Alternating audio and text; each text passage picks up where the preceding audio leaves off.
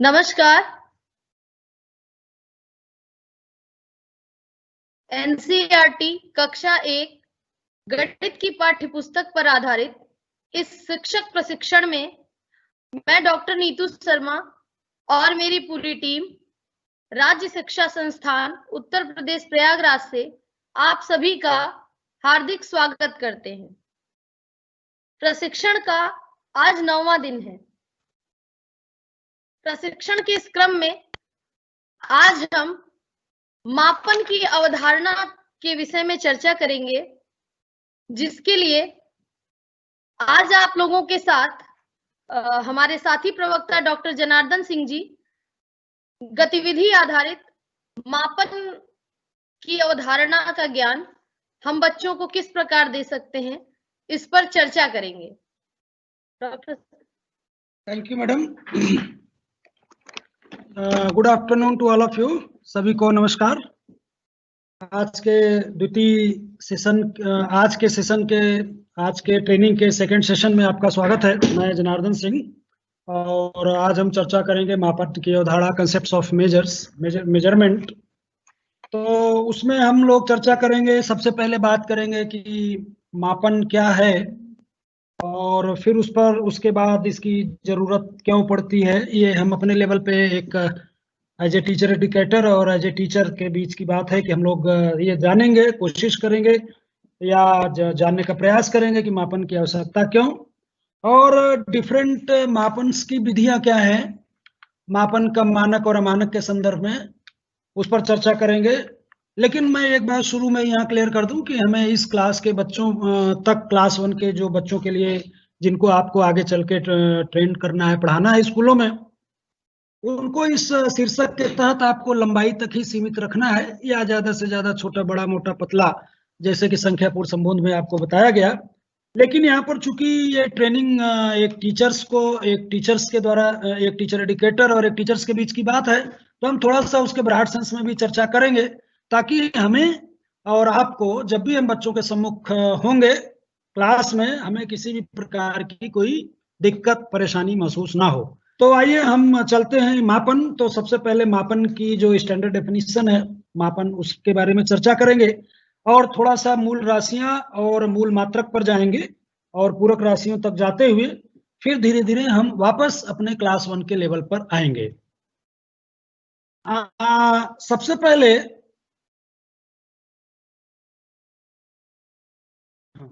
मापन क्या है, इस पर एक डेफिनेशन, स्टैंडर्ड डेफिनेशन हम देना जरूरी समझते हैं आपको, ताकि आप बिल्कुल क्लियर रहें कि बच्चों को क्लास 1 के लेवल पर आपको कहां तक ले जाना है। वो तो आपको स्पेशली प्रेस्क्राइब्ड है, लेकिन हमें ये जानना चाहिए कि मापन क्या है।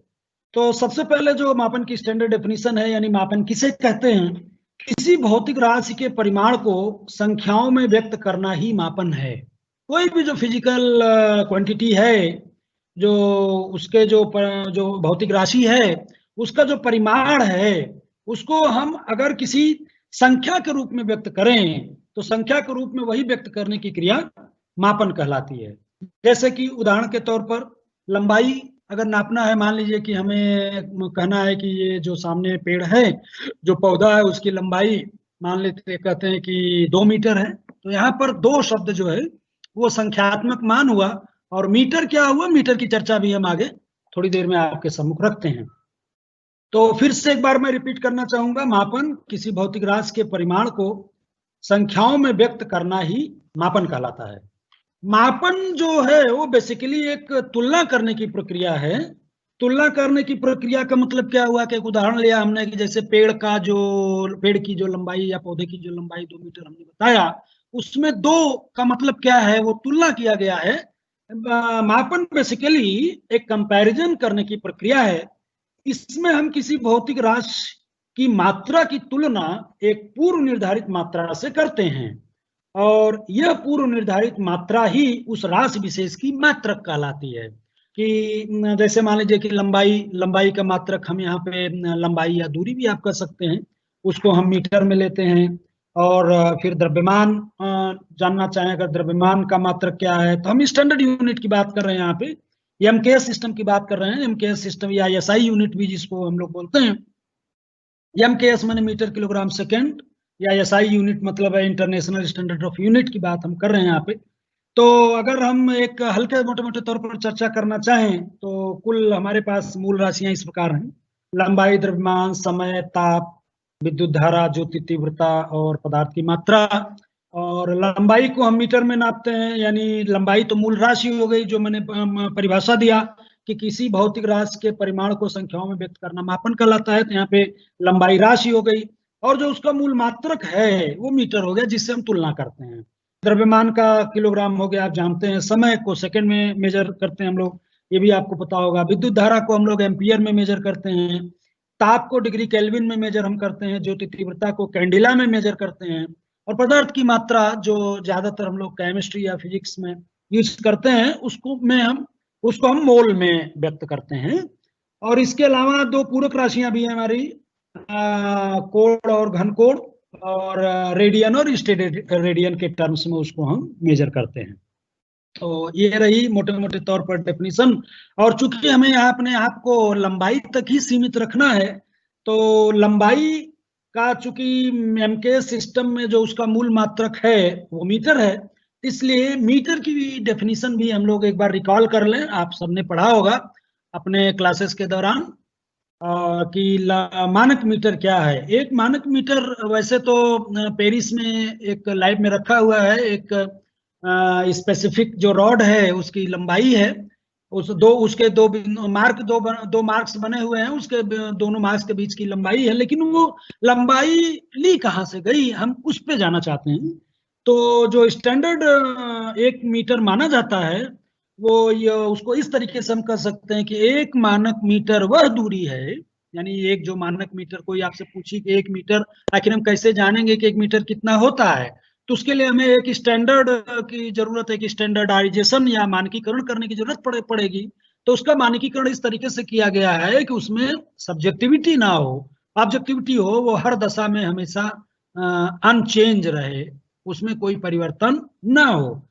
तो हम कर सकते हैं, या जो हमें परिभाषा दी जाती है मानक मीटर की, तो अभी हम आपके अपने लेवल पे चर्चा कर रहे हैं। अब आपके मन में ये क्वेश्चन नहीं उठना चाहिए कि अब हम मानक मीटर की परिभाषा क्लास 1 के बच्चों को कैसे बताएंगे। आपको जानना चाहिए और हमको जानना चाहिए, इसलिए हम आपसे चर्चा कर रहे हैं। 1 मानक मीटर वह दूरी है जो शुद्ध क्रिप्टन 86 से निकलने वाली जो नारंगी रंग की प्रकाश होती है, उसकी जो वेवलेंथ है, जो शुद्ध क्रिप्टन 86 से जो नारंगी रंग का प्रकाश निकलता है, उसकी जो वेवलेंथ है, उस वेवलेंथ का यानी तरंग दैर्ध्य का 16,50,763.73 गुना जो दूरी होगी, जो लंबाई होगी, उसी को हम लोग 1 मानक मीटर कहते हैं। ये आपको किसी भी स्टैंडर्ड जो क्लास 9th या उस लेवल की जो बुक है, बिल्कुल इनिशियल स्टेज में जहाँ पे मूल राशियां और मूल मात्रा की शुरुआत होती है, वो मिल जाता है जो है। तो फिर से एक बार मैं रिपीट कर दूं कि 1 मानक मीटर वह दूरी है जो शुद्ध क्रिप्टन 86 से निकलने वाली नारंगी रंग की प्रकाश के तरंग दैर्ध्य का 16,50,763.73 गुना है। तो ये रहा मानक मीटर की मानक परिभाषा। हम गणित में जहां तक कि हम आते हैं लौट के, गणित में मापन संबंधी जो अवधारणाएं हैं उनकी अंडरस्टैंडिंग, जो अब ये प्रश्न ये आता है कि मापन की जरूरत क्या है, तो उस पर हम धीरे धीरे चलते हैं। गणित में मापन संबंधी जो कंसेप्ट्स हैं, जो अवधारणाएं हैं, उनकी अंडरस्टैंडिंग हमारे जीवन तथा घर परिवार को व्यवस्थित करने के कौशल को विकसित करने में बड़ी सहायता करती हैं। अगर आपको मेजरमेंट का ठीक ठीक ज्ञान है तो आप महसूस करेंगे कि आपका जो जीवन, आपके जो लाइफ है, या जो आपकी फैमिली लाइफ है, या जो आपके अगल बगल का परिवेश है, उसमें जो आपके लाइफ को व्यवस्थित करने का जो एक कौशल आपके अंदर डेवलप हो जाता है, अगर आपको मापन संबंधी एक्यूरेसी आप रखते हैं तो इसे आप जो है महसूस भी कर सकते हैं। और फिर आगे आप देखते होंगे या महसूस भी किए होंगे कि practical day to day life में हम लोग मापन के लिए अगर जाएं, चूंकि अगर ग्रामीण एरिया की थोड़ा सा बात करें जाए, तो आप देखते हैं कि वहां पे जहाँ पे बहुत एक्यूरेसी की जरूरत नहीं पड़ती, या मोटे मोटे तौर पर लोग बात करें जिससे हम practical day to day life देखें, तो मापन है तो अमानक इकाइयों का प्रयोग किया जाता है। अब यहाँ पे अमानक शब्द आया है कि मानक इकाइयां और अमानक इकाइयां। अमानक इकाइयों से तात्पर्य हमारा क्या है, जैसे उदाहरण के तौर पर लंबाई हम ले ली, तो लंबाई शुरू में जब बच्चे को हम बताएंगे, जब बच्चे को मापन की बात करेंगे, तो वहां पर तुरंत ही मानक मीटर की चर्चा हम उससे नहीं करेंगे, उससे मीटर या सेंटीमीटर की चर्चा हम उससे नहीं कर सकते हैं। तो हम उसको जो है अमानक से मानक की ओर ले जाते हैं। अमानक का तात्पर्य क्या है कि शुरू में हम उसे अंगुली से या हाथ की लंबाई से या पग से या बालिश आदि से लंबाई मापना सिखाते हैं जो है। और फिर उसके बाद जैसे जैसे हम आगे बढ़ते हैं, फिर आवश्यकता तथा शुद्धता जैसे जैसे हमें जरूरत पड़ने लगती है शुद्धता के दृष्टिगत, अमानक से हम मानक की तरफ आगे बढ़ते हैं। फिर जैसे जैसे अमानक से और थोड़ा सा आगे जाते हैं, फिर हम पेंसिल का उपयोग करके उसको मेजर करना सिखाते हैं। फिर उसके बाद धीरे धीरे पटरी का प्रयोग करना शुरू कर देते हैं। फिर उसके बाद हम मीटर पर आ जाते हैं, जो कि हमारा मानक मीटर है, जो उसकी जिसकी अपनी एक मानक लंबाई है।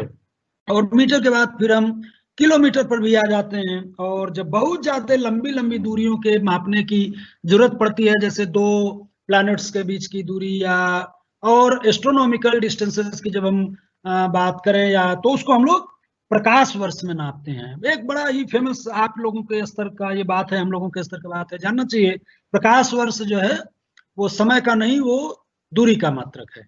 यानी एक प्रकाश की चाल एक वर्ष में कितनी दूरी तय करती है, उतनी दूरी को हम लोग एक लाइट ईयर कहते हैं। प्रकाश द्वारा निर्वात में एक वर्ष में तय की गई दूरी 3 लाख किलोमीटर पर सेकंड के चाल से जो चलती है, वो एक साल में कितनी दूरी तय करेगी, आप इमेजिन कर सकते हैं। वो दूरी को हम लोग एक प्रकाश वर्ष कहते हैं।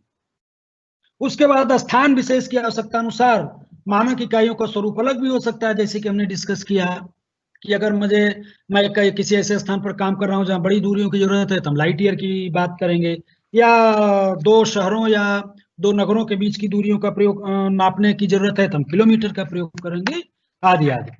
अब इन्हीं कारणों से मानक इकाई की जरूरत हुई कि अब एज्यूम करें कि 2 लोग हैं, उनमें चर्चा करनी है कि यहाँ से आगरा की दूरी है। अगर आपके पास मानक की इकाई ना होती तो आप क्या परेशानी आपको महसूस होती, आप इसको इमेजिन कर सकते हैं। मापन जैसा कि हमने और क्या मापन बेसिकली एक तुलना, अब जैसे यहाँ पर इसकी तुलना एक पूर्व निर्धारित मात्रा से करते हैं। यह पूर्व निर्धारित मात्रा उस राशि विशेष की मात्रक कहलाती है, इसकी चर्चा हम कर ही चुके हैं। जैसे कि किसी 2 स्थान विशेष की दूरी मान लीजिए 105 मीटर है या 105 किलोमीटर है, तो वहां से जो 105 है वो उसका संख्यात्मक मान हुआ, और जो मीटर है वो उसका मात्रक हुआ। और 105 का मतलब है कि 105 को हमने यूनिट यानी इकाई, एक इकाई से कंपैरिजन किया है। यानी इस पूरे के डिस्टेंस में 105 किलोमीटर के डिस्टेंस में एक किलोमीटर के 105 शामिल हैं, 105 इकाइयां शामिल है। उसे आप जो आसानी से मीटर वगैरह में जो भी चाहें बदल सकते हैं। अब यहाँ पर मुझे लॉर्ड केल्विन जो बहुत ही बड़े वैज्ञानिक हुए, 1883 में उनके द्वारा कही गई एक बात याद आता है। उन्होंने मापन को लेकर ही कहा है, मापन के संबंध में उनकी जो एक बात कही गई है कि when you can measure what you are speaking about, अगर आप जिसके बारे में बात कर रहे हैं उसको आप मेजर करते हैं, and express it in numbers, और आप उसे नंबरों में एक्सप्रेस करते हैं, you know something what about it, ये क्या है आप उसके बारे में जानते हैं, कुछ न कुछ जानते हैं। But when you can't express it in numbers, लेकिन अगर आप इसको नंबर्स में एक्सप्रेस नहीं कर सकते, your knowledge is of A meagre and unsatisfactory kind, आपका जो ज्ञान है वो बहुत ही अल्प और अनसेटिस्फैक्ट्री टाइप का है। मैं इस कोटेशन को एक बार रिपीट कर देता हूं। When you can measure what you are speaking about and express it in numbers, you know something about it. But when you can't express it in numbers, your knowledge is of a meager and unsatisfactory kind. ये बच्चों को बताने की, बच्चों तक के level पे ले जाने की बात नहीं है, ये हमारे आपके बीच की बात है, हमें आपको जानना चाहिए। अब एक प्रश्न उठता है कि आपके मन में आना चाहिए, या कोई बच्चा आपसे अगर क्लास में तमाम जिज्ञासु बच्चे होते हैं, पूछ ही सकते हैं कि सर हम मापन करना ही क्यों चाहते हैं, तो उसे बहुत टेक्निकल लेवल पर ले जाके तो नहीं, लेकिन उसके अपने शब्दों में कुछ स्तर तक आप बताने में सक्षम हो सके, उसके लिए हम चर्चा करना चाहते हैं कि मापन की आवश्यकता क्यों। आप जानते हैं विज्ञान, साइंस और टेक्नोलॉजी बिना न्यूमेरिकल वैल्यू के चल ही नहीं सकता है। साइंस और टेक्नोलॉजी का जो है कल्पना भी नहीं की जा सकती है। और न्यूमेरिकल वैल्यू को हमने शुरू में ही कहा, अर्थात मापन। तो ये हम दूसरे शब्दों में भी कह सकते हैं कि साइंस और टेक्नोलॉजी की जो हमारी पूरी दुनिया है वो बिना मापन के एक कदम आगे नहीं चल सकती। या यूं कहें कि यहाँ तक जो हम पहुंचे हैं, जो हम चांद तक पहुंचे हैं, जो हम मंगल तक जाने की बात कर रहे हैं, जो हमारी स्पेस टेक्नोलॉजी है, जो हमारी कंप्यूटर साइंस टेक्नोलॉजी है, जो हमारी मेडिकल फील्ड है, जो हमारे इंजीनियरिंग का फील्ड है, उन सब में बिना मापन के यहाँ तक डेवलपमेंट होना शायद पॉसिबल ना होता। अगला बता सकते हैं आप कि किसी भी भौतिक राज का जो शुद्धतापूर्ण नियंत्रण अगर आपको करना है तो बिना उसके शुद्धतापूर्ण मापन के संभव नहीं है। ये बात भी आपके दिमाग में बिल्कुल अच्छे से आनी चाहिए, आती भी होगी। एक उदाहरण के तौर पर मुझे यहाँ एक बात याद आ गई कि जब हम लोग छोटे थे और पिताजी हम लोगों के जब जूते की आवश्यकता होती थी तो वो बित्ते से नाप के ले जाते थे। लेकिन फिर जब ले आते थे तो कभी छोटा पड़ता था तो कभी बड़ा पड़ता था, कभी बड़ा हो जाता था तो चलते चलते निकल गया पैर से, कभी छोटा हो गया तो उसमें चुभन होने लगी, काटने लगा। तो वहां से भी आप बच्चे को इनिशिएट कर सकते हैं कि मापन की जरूरत हमें शुद्धता के रूप में या मानक इकाइयों के रूप में लेने की क्यों जरूरत पड़ सकती है। और तीसरा पॉइंट ये आप सोच सकते हैं मापन क्यों के संदर्भ में कि मापन की उपयोगिता उनके प्रॉपर्टीज बेस्ड, पदार्थों की उपयोगिता उनकी प्रॉपर्टीज बेस्ड होती है, अर्थात उनके गुणों पर आधारित होती है। और विभिन्न राशियों के बीच अगर इंटरलेशन भी हमें करने की जरूरत पड़ती है, और ये विभिन्न राशियों के बीच जो इंटरलेशन है ये बिना मापन के संभव नहीं है। और कोई भी क्षेत्र जैसे कि हमने चर्चा किया इंजीनियरिंग का, मेडिकल का, फिजिक्स का, केमिस्ट्री का, बायोलॉजी का, यहाँ तक कि चाहे आप इकोनॉमिक्स ले लें या कोई भी चीज ले लें, कोई भी सब्जेक्ट ले लें, चाहे आर्ट्स के हों, चाहे साइंस के हों, इंजीनियरिंग के हों, मेडिकल के हों, उन सब में बिना मापन के, बिना शुद्ध मापन के उनका डेवलपमेंट संभव नहीं हो सकता।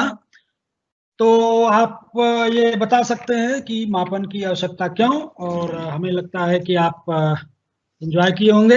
अब आते हैं आगे, धीरे धीरे हम बच्चों के लेवल तक की बात पे पहुंचते हैं कि हमें क्लास 1 के बच्चों को जब क्लास में जाना है, ट्रेनिंग देना है, तो हमें उनके स्तर तक किस तरीके से पहुंचना है। तो फिर से मैं एक बार यहाँ रिपीट कर देना चाहूंगा कि मापन किसी भौतिक राशि के परिमाण को संख्याओं में व्यक्त करने को मापन कहते हैं। यहाँ पे एक सवाल मुझे दिख रहा है कि दर्शन के विषयों पर यह परिभाषा खरी नहीं उतरती। तो मैंने पहले ही कहा, मैं दर्शन में अपने आप को समाहित नहीं करना चाहूंगा। दर्शन का अपना अलग फील्ड है और साइंस और टेक्नोलॉजी का अपना अलग फील्ड है, और साइंस और टेक्नोलॉजी भी दर्शन के अनुसार नहीं चल सकती हैं, ना तो दर्शन साइंस और टेक्नोलॉजी के अनुसार चल सकता है। ये सवाल था जो है ये प्रशांत अग्रवाल जी का सवाल था दहिया बरेली से। प्रशांत जी, हर विषय, हर सब्जेक्ट, हर फील्ड की अपनी एक विशेषता है और एक को हम दूसरे में नहीं ले जा सकते। मैं अपने आप को या हमें अपने आप को यहाँ पर साइंस टेक्नोलॉजी तक ही सीमित रखने को मैं कर रहा हूँ, और दर्शन के विषयों की चर्चा यहाँ करना समीचीन न हमारे लिए होगा न आपके लिए होगा। अब आगे चलें। मापन किसी भौतिक राशि के परिमाण को संख्याओं में व्यक्त करने को मापन करते हैं। एक बार हम रिपीट कर लिया डेफिनेशन को। अब दैनिक जीवन में अब आते हैं, धीरे धीरे हम अपने क्लास की तरफ, क्लास लेवल की तरफ चलते हैं। ये दैनिक जीवन में चाहे घर हो गया, स्कूल हो गया, या अन्य स्थानों पर अलग अलग परिस्थितियों में मापन से हमें आपको स्वाभाविक रूप से सामना होता ही होता है। और मापन का संख्याओं और ज्यामिति दोनों में जुड़ाव होने के कारण इसका पाठ्यचर्या यानी करिकुलम में विशेष स्थान है। मापन में हम किसी अज्ञात मात्रा को ज्ञात मात्रा में व्यक्त करते हैं, ये हम लोगों ने चर्चा कर ही लिया। यह भी जानना आवश्यक है कि कभी कभी हमें निश्चित मापन करना होता है और कभी कभी अनुमानित मापन। मापन की अवधारणा को विकसित करने के लिए ऐसी गतिविधियों का हमें अभ्यास करवाना चाहिए जो चुनौतीपूर्ण होने के साथ साथ रोचक हो और जिसमें बच्चे उत्साहपूर्वक प्रतिभाग कर सकें। और छोटे बच्चों के अंदर जो अनुभव और समय के साथ मापन की जो समझ विकसित होती है, और किसी राशि की मात्रा और उससे संबंधित भाषा की जानकारी भी साथ साथ होती है, जैसे छोटा बड़ा, ऊंचा नीचा, कम ज्यादा, जैसे बच्चे जल्दी सीख जाते हैं। और बच्चों के अंदर मात्रा का जो सांख्यिकीकरण है वो धीरे धीरे विकसित होता है। कुछ बच्चे जल्दी सीख लेते हैं और कुछ बच्चे सीखने में समय लगाते हैं। ये स्वाभाविक सी प्रक्रिया है। हम हम आप में भी बहुत सारे लोग टीचर्स ऐसे होंगे जो कुछ कंसेप्ट को जल्दी जिन्हें सीख लेते हैं और कुछ को कंसेप्ट सीखने में समय लगता है। ये एक स्वाभाविक ह्यूमन प्रक्रिया है। और कक्षा में बातचीत के दौरान शिक्षक गतिविधियों के द्वारा छात्रों का उचित मार्गदर्शन कर सकते हैं और उचित मार्गदर्शन करके मापन की अवधारणा को सही सही समझने की गति को बढ़ा सकते हैं। तो अब देख लेते हैं कि मापन का हम क्या उद्देश्य लेके चल रहे हैं। बिल्कुल मैं अपने आप को यहाँ पे क्लास 1 के लेवल तक रिस्ट्रिक्ट कर रहा हूँ कि मापन से जो संबंधित शब्दावली है, जैसे कम ज्यादा, मोटा पतला, चौड़ा सकरा, लंबा छोटा आदि पर हम चर्चा कर सकते हैं या करेंगे या कर सकने में सक्षम होंगे। एक ही प्रकार की वस्तुओं को देखकर उसमें मोटे पतले या लंबे छोटे की समझ को हम विकसित करेंगे या विकसित करना हमारा उद्देश्य है। कक्षा शिक्षण के समय छात्रों में ऊंचा नीचा और हल्का भारी की समझ को हम विकसित करना हमारा उद्देश्य है। और कक्षा शिक्षण के दौरान बालक और बालिकाओं की संख्या कम और ज्यादा की जानकारी का विकास करना। क्लास 1 में जिस भी क्लास में आप क्लास ले रहे हो वहाँ बालक बालिकाओं को थोड़ा सा लेफ्ट और राइट साइड में करके आप बच्चों से एक अनुमान लगवाने को, बिल्कुल बिना गिने हुए कि बताओ बच्चों जो है कौन बालकों की संख्या ज्यादा है या बालिकाओं की, तो देखें उसमें आपको बहुत सारे बच्चे जवाब देने में सक्षम होते हैं और होंगे ही। एक ही जैसी बहुत सी वस्तुओं में से सबसे बड़ी या सबसे छोटी की समझ विकसित करना भी हमारा एक उद्देश्य है।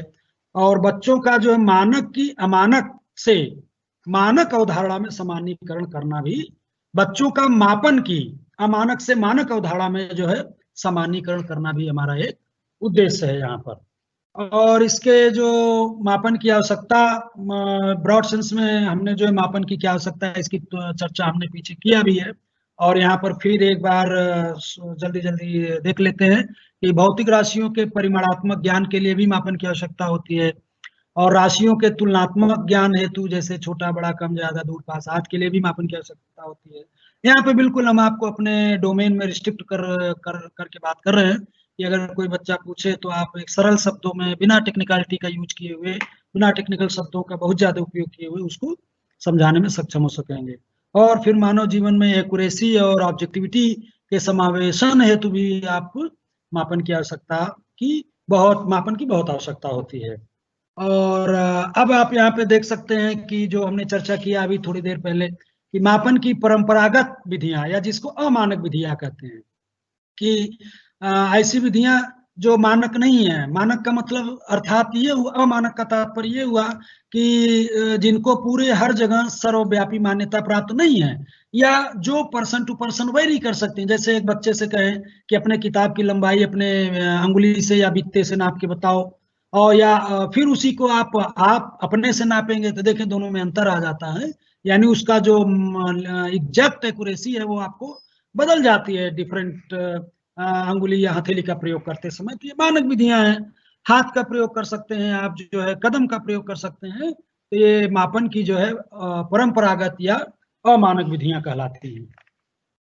अब यहाँ पे लंबाई और दूरी हेतु आप अंगुलियों का, जैसे कि अभी हमने चर्चा की, अंगुलियों के द्वारा नाप सकते हैं। यहाँ आपको स्लाइड में दिख रहा होगा एक अंगुली से आप कोई छोटी दूरी को नाप रहे हैं। आप अपने घर के टाइल्स की, आपके विद्यालय में टाइल्स है लगी हैं, आप बच्चों से उनके कदम के द्वारा बच्चों से नपवा सकते हैं, मापन करने को कह सकते हैं।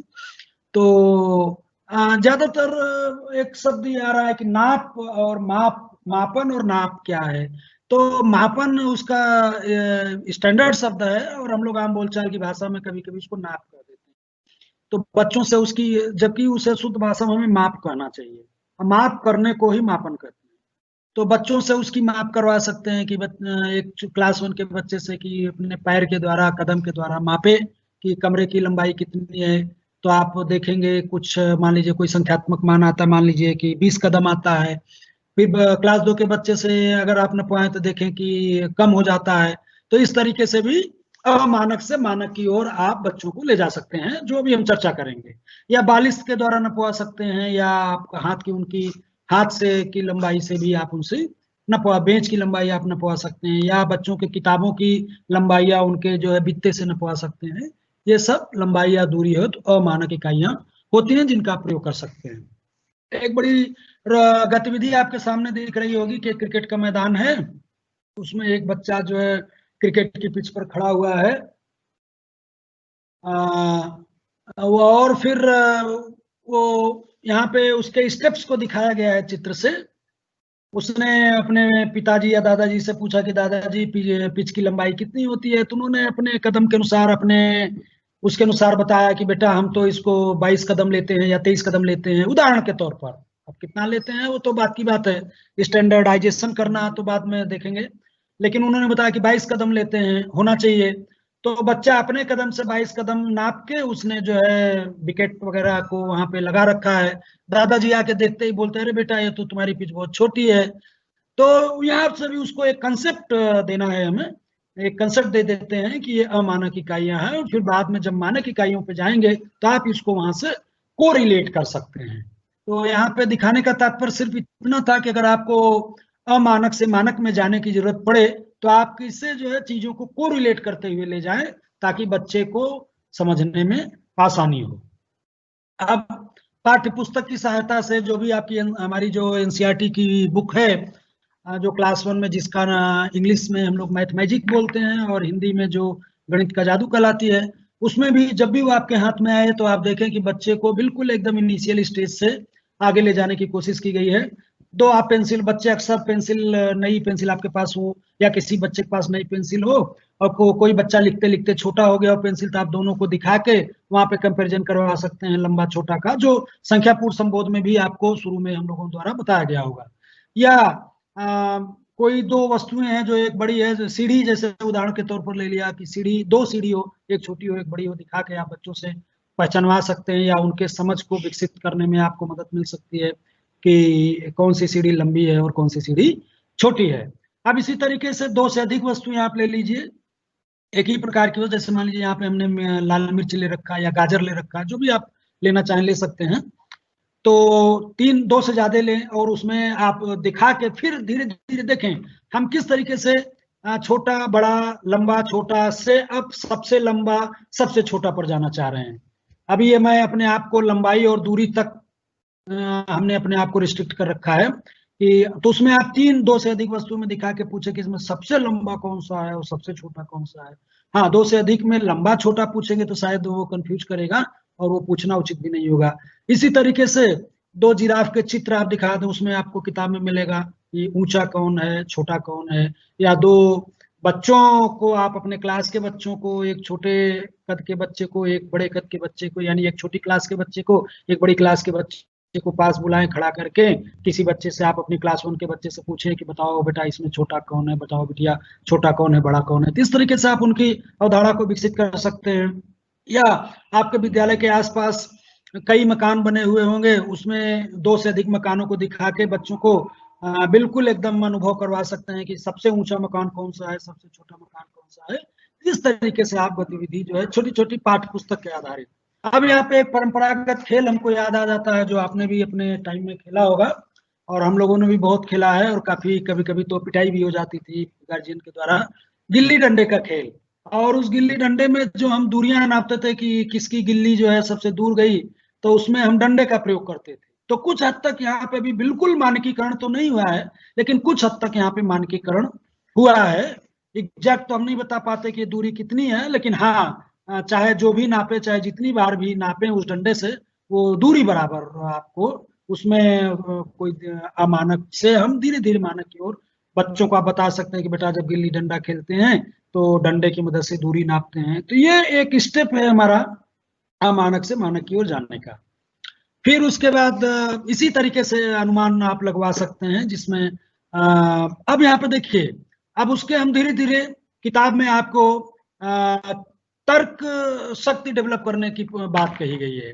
यहाँ पेड़ों के बीच की दूरी का अनुमान लगाने को कहा गया है कि आप उससे अनुमान लगवा सकते हैं। वो कैसे अनुमान लगाएगा, तो आप कदम से नाप लो या किसी भी तरीके से आप उससे खुद को थोड़ा स्पेस दें कि वो, आप उससे कही कि दूरी का बेटा अनुमान लगा के बताओ, तो थोड़ा सोचेगा या फिर कहे सर कैसे लगाए, तो हिंट करिए कि कदम से नाप लो, तो कदम से नापना उचित होगा, तो कदम से नाप के बताएगा ये दो पेड़ों के बीच की दूरी क्या होगी। तो ये भी गतिविधि आपको बुक में मिल सकती है। अब यहाँ पर कुछ और गतिविधियां हैं जो आपको स्लाइड में आपके सामने दिखाई दे रही हैं। बिल्कुल एकदम छोटी छोटी गतिविधियां हैं कि इस तरीके से करवा के आप क्लास 1 के बच्चों को बता सकते हैं। अभी तक जो हमने शुरू के 10 मिनट डिस्कशन किया वो हमारी आपकी अपनी अंडरस्टैंडिंग के लिए, क्योंकि हमने शुरू में ही हमने अपने पहले के सेशंस में भी कहा है कि शायद एक सबसे बड़ी समस्या हमारी ये होती है कि जब भी हम क्लास में जाएं तो हमारे अंदर आत्मविश्वास की कमी नहीं होनी चाहिए।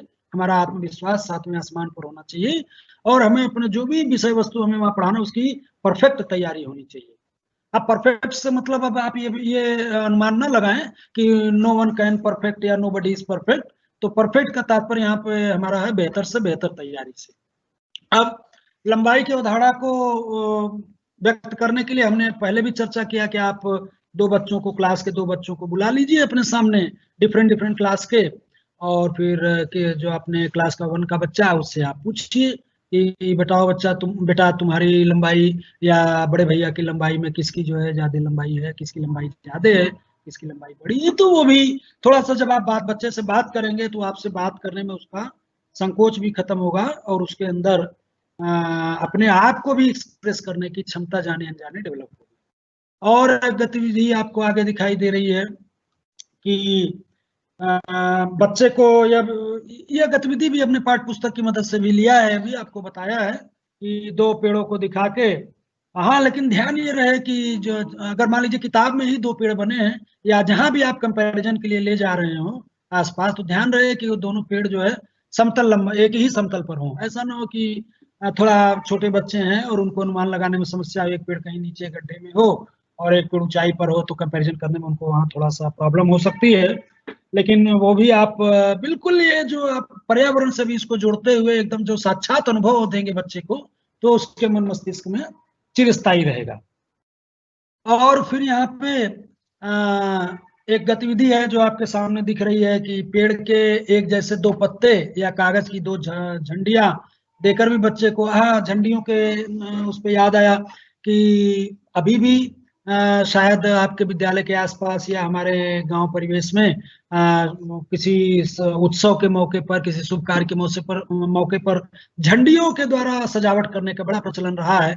अब मैं दावे के साथ ये नहीं कह सकता कि अभी इस समय तक वो प्रचलन कहाँ तक है या लुप्त होने की कगार पर है, लेकिन मुझे पूरा विश्वास है कि बहुत सारे बच्चे झंडियों से हमारे परिचित होते हैं। तो 2 पत्तियां या झंडियों, दो से अधिक पत्तियां या 2 से अधिक झंडियों को दिखाकर भी, अगर 2 पत्तियां 2 झंडियां दिखाते हैं तो छोटे बड़े की पहचान करने को कर सकते हैं, या 1 से अधिक झंडियां या पत्तियां दिखाते हैं तो सबसे छोटी सबसे बड़ी की जो है पहचान करवा सकते हैं। और इस तरीके से आप हाँ, एक चीज उसको आप ये भी बता सकते हैं कि उनको छोटे बड़े का ज्ञान करवाते समय एक के ऊपर एक को इंसाइट करवा के भी उनको ज्ञान करवाएं, जो आगे जाके आपको आकृति में और सिमिलरिटी में, जब भी आप 2 ट्रायंगल्स की सिमिलरिटी या सर्वांग समता की बात करेंगे जो हायर क्लासेस में जाके, तो वहां पे भी यही कंसेप्ट हम यूज करते हैं। उदाहरण के तौर पर हम आपसे चर्चा करना चाहेंगे कि when we say that the 2 triangles are congruent, हम कब कहते हैं कि 2 ट्रायंगल कांग्रुएंट है? जब एक ट्रायंगल को दूसरे ट्रायंगल के ऊपर ओवरलैप करवाएं और पहला वाला दिखाई ना दे। ये एक मोटा मोटा एक हम बच्चों को समझाने के लिए शुरुआत में बताते हैं। अब फिर जो कांग्रुएंसी की जो कंडीशंस है वो तो बात की बात है, उस पर मैं नहीं जाना चाहूंगा। तो ये इससे भी छोटे बड़े का ज्ञान करवा सकते हैं आप, जो उसको आगे चलकर कांग्रुएंसी में समझने में मदद करेगी। ध्यान रहे कि जो जब भी आप पत्तियों या झंडियों को रखें तो उनका जो कोई न कोई एक शुरुआती बिंदु, जिसे एक रेफरेंस पॉइंट हम कह सकते हैं, वो एक हो। ऐसा नहीं कि आगे पीछे करके रखें ताकि कंपैरिजन करने में उसको समस्या ना हो। अब यहाँ पर एक चित्रात्मक गतिविधि है कि आप क्लास में बैठे हो, आप क्लास पढ़ा रहे हो, तो वहां पर भी देख सकते हैं कक्षा में जो स्थित दरवाजे और खिड़की को दिखाकर भी यह जानने का बच्चों से प्रयास करवा सकते हैं कि कौन सा लंबा है या कौन सा चौड़ा है। अगर दोनों की चौड़ाइयां एक हैं तो लंबाइयों की तुलना करने को आप कह सकते हैं, या बिल्कुल अलग अलग लंबाई और चौड़ाई है 2 खिड़कियों की, तो मेरा ये सुझाव होगा कि आप दोनों की तुलना करवाने को कहें। उसमें बच्चा जवाब हो सकता है न दे पाए कि कौन सा ज्यादा लंबा है, क्योंकि हो सकता है एक लंबा कम हो, चौड़ा ज्यादा हो, तो उसको सोचने का मौका दीजिए तो कि क्या वो आंसर करता है कि सर जी इसकी तो लंबाई ज्यादा है चौड़ाई कम है। तो अगर इस तरीके से भी वो जवाब देने में सक्षम होता है तो यकीन मानिए कि उसके अंदर तर्कपूर्ण चिंतन और लॉजिकल रीजनिंग को डेवलप करने में हम कहीं ना कहीं सफल होंगे। इसी तरीके से बहुत सारी वस्तुओं को, बच्चों को कुछ ऐसे उदाहरण भी बताएं जिनसे देखने में छोटे व बड़ों की पहचान करना तो आसान हो, पर उनका वजन बड़ा होने के बाद भी कम हो। छोटे बड़े की पहचान तो कर लें, लेकिन वो आपको दिखने में बड़ी लग रही हो लेकिन उसका वजन कम हो। इसके लिए एक शिक्षक एक बड़े गुब्बारे और क्रिकेट की गेंद दिखाकर बच्चों को आप बता सकते हैं कि गुब्बारा, बड़ा गुब्बारा दिखाइए और क्रिकेट की गेंद बताइए कि बड़ा कौन है, तो बताएगा गुब्बारा बड़ा है। लेकिन फिर उससे पूछिए कि हल्का या भारी कौन है, तो उसको महसूस करवाइए हाथ में देके, तो बताने में सक्षम होगा। तो एक ये भी उसके अंदर थिंकिंग डेवलप होगी कि जो बड़े आकार की वस्तु है कोई जरूरी नहीं है कुछ का भार या वजन भी बड़ा हो। अब यहाँ पे थोड़ा आपको सावधानी बरतनी पड़ेगी कि बहुत ज्यादा टेक्निकल शब्दों का प्रयोग बच्चों के सम्मुख ना हो, तो ताकि उन्हें समझने में कोई परेशानी ना हो। ये आवश्यक नहीं है कि हमेशा किसी वस्तु के बड़े होने पर ही उसका वजन अधिक होगा। ऐसे ही अन्य उदाहरण के द्वारा बच्चों को बताने को कह सकते हैं। अब यहाँ पर एक गतिविधि और आप करवा सकते हैं, बिल्कुल एक क्लासरूम गतिविधि आप क्लास में इसको करवाएं। ब्लैक बोर्ड पर आप हैं मानक की। अब धीरे धीरे हम उसको अमानक से मानक की ओर थोड़ा सा ले जाके छोड़ देंगे यहीं पर। अभी हमें उसे वहां पर यहाँ पर मीटर सेंटीमीटर का ज्ञान तो नहीं करवाएंगे, लेकिन उसकी आवश्यकता धीरे धीरे इस तरीके से हम कोशिश करेंगे कि आने वाले क्लासेस में के लिए उसको अभी से हम हल्का सा तैयारी उसके लिए उसको तैयार करने की कोशिश करें। मापन की अमानक विधि से मानक विधि का बोध कराने के लिए आप क्या करें कि छात्रों को बुलाकर मेज की लंबाई बालिश्त से नापने को कहें और उनके बालिश्त की संख्या को बोर्ड पर लिखें। आप डिफरेंट डिफरेंट बच्चे को अलग अलग बच्चे को बुलाइए और कहिए बेटा ये जो मेज सामने रखी हुई है इसकी लंबाई तुम अपने बालिश से नापो, तुम अपने बित्ते से नापो। वो नापेगा और आप जैसे कि आपको दिख रहा है कि यहाँ बालक है या बालिका भी लिख सकते हैं, बालक बालिका का कोई यहाँ पर मैटर इशू नहीं है। छात्र छात्रा जो भी आए उसके नीचे उसका नाम लिखें। जैसे मान लीजिए कि अमन को बुलाया आपने पहले और उसने कहा कि सर 12 बीते की है या 12 बालिश की है। फिर डब्बू को आपने बुलाया, उसने 11 बताया। फिर आपने बोगी को बुलाया, उसने 13 बताया। फिर आपने सलमा को बुला लिया, उसने कुछ और बताया। आपने रेशमा को बुला लिया, सीता को बुला लिया, सबने अलग अलग लंबाइयां बताई और आपने उसको बोर्ड पे लिखा। अब आप यहाँ पे बच्चों को थोड़ा सा क्लियर कराएं कि 42 से या बीते से जब भी आपने नापा तो लंबाई मेज की वही है, लेकिन अलग अलग लोगों, अलग अलग बच्चों द्वारा, अलग अलग विद्यार्थियों द्वारा, अलग अलग छात्र छात्राओं द्वारा उसके अलग अलग 42 या बीते से नापने पर वो अलग अलग आ रही है। जो क्या ये सही है, क्या ये ठीक है? तो कहीं ना कहीं बच्चों के अंदर एक समझ विकसित होना शुरू होगी और वो भी कहीं ना कहीं उनके मन मस्तिष्क में एक ये बात आएगा कि हाँ बात तो ठीक है कि लंबाई तो उतनी है, लंबाई तो घट बढ़ नहीं रही है, तो बार बार हर बार अलग अलग आ रहा है। तो कहीं ना कहीं, और इसको आप क्रिकेट से भी हमने कहा था कि इसको जब हम अमानक से मानक की ओर ले जाएंगे तो क्रिकेट वाले फील्ड को भी एक उदाहरण के द्वारा आप समझा सकते हैं, ताकि हमें अमानक से मानक की ओर उसका मानकीकरण करने में हमें आसानी हो और बच्चे किसी भी प्रकार की कोई कठिनाई, उनको कठिनाई का अनुभव ना हो। अब इसके प्रत्याशित परिणाम क्या हो सकते हैं कि छात्र जो मापन की सामान्य शब्दावली है उससे परिचित हो जाते हैं और उसके बाद शिक्षण अधिगम की जो प्रक्रिया है उसके बाद छात्रों में लंबा छोटा मोटा पतला आदि की समझ विकसित होती है या विकसित होने में मदद मिलेगा, विकसित होगा। छात्र जो है वस्तुओं, छात्राएं बच्चे वस्तुओं को देखकर ऊंचा नीचा हल्का भारी आदि का निर्धारण कर सकने में सक्षम हो सकते हैं या सक्षम हो जाएंगे या होंगे। और अधिगम प्रक्रिया के बाद छात्र जो मापन की अमानक इकाइयां हैं, कम से कम अमानक इकाइयों का अपने दैनिक जीवन में वो प्रयोग कर सकने में काफी कुछ हद तक सक्षम होते हैं। अब इसके बाद क्वेश्चन आंसर सेशन, स्क्रीन पे बहुत सारे क्वेश्चंस दिख रहे हैं, उनकी बात करेंगे।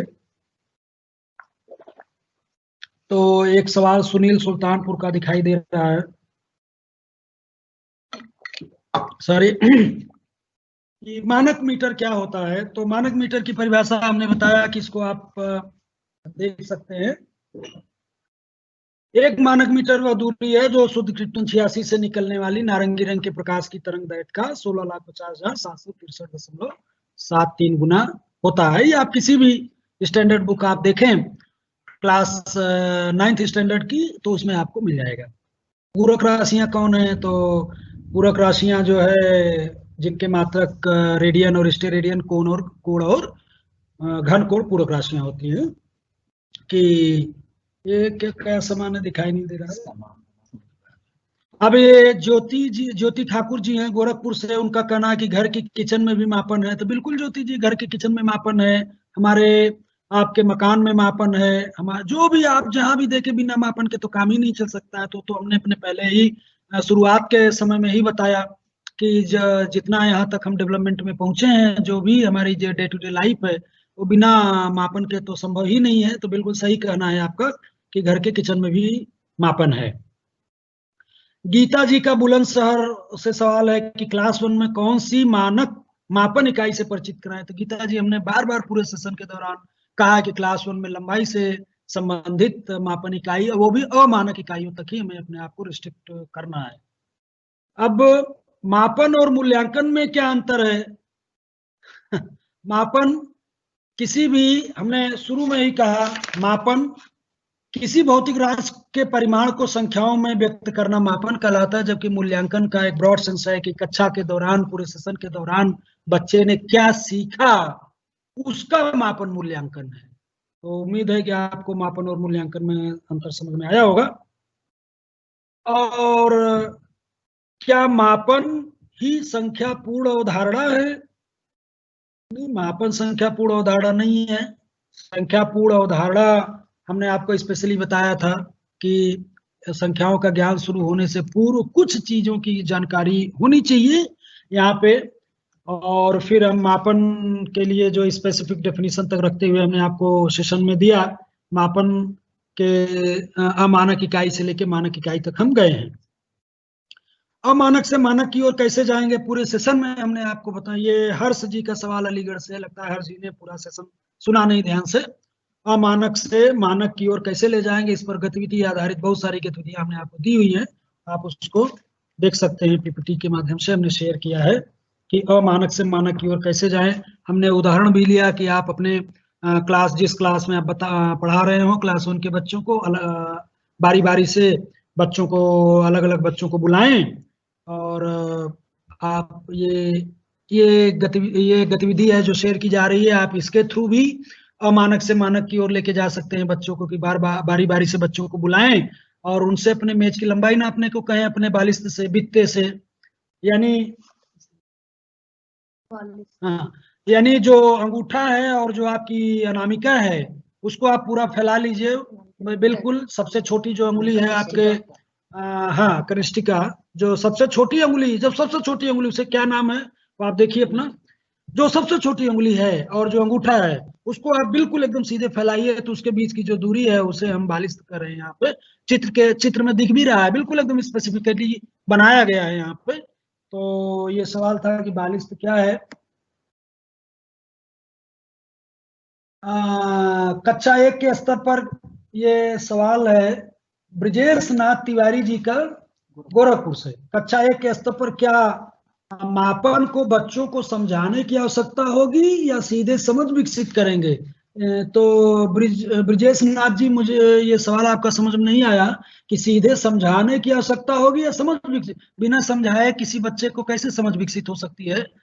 शायद आप भी क्लास में रहे होंगे तो समझाने से ही समझ विकसित हुई होगी। तो ये कुछ मुझे आपका पता सा लगा कि समझाने की जरूरत होगी या सीधे समझ विकसित होगी। सर, परिमाण की परिभाषा बताएं प्लीज। परिमाण क्या होता है? किसी वस्तु का जो उसकी जो कंटेंट है, उसी कंटेंट को, उसका जो आंकिक मान है, उसी को उसका परिमाण कहते हैं। कक्षा 1 के बच्चों को सिर्फ अमानक इकाई आनी चाहिए या मानक इकाई भी आनी चाहिए? तो हमने अपने सेशन में कहा है कि हम कक्षा 1 के बच्चे को अमानक इकाई तक ही सीमित रखेंगे और वो भी लंबाई की अमानक इकाई। ये सवाल था हर्ष गौतम जी का अलीगढ़ से। और दीपक मिश्रा जी हैं, मैं जिसको धागे से भी नापें। दीपक जी, ये बालिश का एक हमने जस्ट उदाहरण दिया है, ये कोई हार्ड एंड फास्ट नहीं है कि आप बालिश से ही नापें। आप यहाँ पे हम अमानक से मानक की ओर ले जा रहे हैं। अगर उसे आप धागे से नापेंगे तो काफी हद तक उसमें जो है अमानक से मानक की ओर जाने का जो हमारा उद्देश्य है, हम उसको ध्यान में रखकर करें। आप धागे से नापेंगे तो धागे से चाहे जितने भी बच्चे नापेंगे, धागे से लंबाई उतनी एग्जैक्टली सेम आएगी। तो हमारा यहाँ पे जो तात्पर्य है वो अमानक से मानक की ओर ले जाने का है। अब अरविंद कुमार जी यूपीएस जाजेपुरा जालौन से पूछते हैं कि मिलीमीटर क्या है। अब Arvind Kumar ji, millimetre, centimetre, decimetre, metre, metre को 1000 भाग में आप बांट दीजिए, जो 1000वां भाग होगा वो मिलीमीटर है। या यूं कहें कि सेंटीमीटर को 10 भागों में बांट दीजिए। और उम्मीद है कि आपको मिलीमीटर की परिभाषा जालौन से पूछ रहे हैं गुरु जी को समझ में आया होगा। सर, क्या क्लास में पटरी, फुट, मीटर ले जाना, बच्चों को दिखाना सही रहेगा? अभी इस स्तर पर, क्लास 1 के स्तर पर हम अपने आप को मानक तक ही सीमित रखें तो ज्यादा ठीक होगा। और ये पटरी, फुट, मानक ये क्लास 2nd, 3rd, 4th के लिए छोड़ दें तो ज्यादा ठीक होगा। हमें बच्चों के उम्र और समय के अनुसार, उनकी क्लास के अनुसार ही अपने आप को रिस्ट्रिक्ट करना है। ये सवाल था अनुपमा प्रताप का। और भी बहुत सारे लोगों के ग्रीटिंग्स आए हैं जिन्होंने थैंक्स कहा है। बहुत सारे लोग हैं उसमें, प्रयागराज से भी बहुत सारे लोग हैं, हमारे साथी हैं। सबको धन्यवाद बहुत बहुत। और आप लोगों का जो ये कॉम्प्लीमेंट्स है, ये हमें अपने सेशन को बेहतर से बेहतर बनाने में मददगार साबित होता है। तो और भी कोई क्वेश्चन? असाइनमेंट, हाँ, असाइनमेंट की बात हो रही है। तो ये आपके असाइनमेंट आपके सामने दिख रहे हैं आज के, कि मापन को उदाहरण सहित परिभाषित कीजिए। परिभाषा दीजिए। बिल्कुल शुरू में हमने मापन को कई बार परिभाषित किया। तथा लंबाई या दूरी पर आधारित एक चित्रात्मक गतिविधि का निर्माण कीजिए। और मापन पर आधारित एक कहानी करिए। एक छोटी सी कोई कहानी बनाइए, कि जैसे हमने एक कहानी आपको दिखाई क्रिकेट पर आधारित, कि वो हमने दिखाया, फिगर पीपीटी दिखाई, आप उस पर कोई कहानी बना सकते हैं। इसी तरीके से आप भी अपने विचार से जो भी कहानी है उचित लगे, आप उसको छोटी सी कहानी बताइए और अपने बच्चों को बताइए। मापन की आवश्यकता एवं महत्व पर अपने विचार व्यक्त कीजिए। तो इसकी आवश्यकता हमने शुरू में ही डिस्कस किया था कि मापन की क्या आवश्यकता है और क्या मतलब, आपके क्या विचार है इस पर, आप उसे व्यक्त करिए। और फहीम जी बरेली से लिखते हैं कि सर, जिंदगी के हर कदम में मापन ही मापन मौजूद है। तो बिल्कुल सही बात है फहीम जी, हम आपकी इस बात से सहमत भी हैं कि यहाँ तक जिंदगी को सुव्यवस्थित करने में, विज्ञान को यहाँ तक लाने में बिना मापन के शायद ये संभव नहीं हो पाता। तो आज का असाइनमेंट फिर से शो कर दीजिए। आज का असाइनमेंट आपके सामने अभी दिख रहा है। ये सवाल कई लोगों के हैं, तो शो हो रहा है, आप नोट कर सकते हैं या स्क्रीनशॉट भी लेकर रख सकते हैं। Thank you.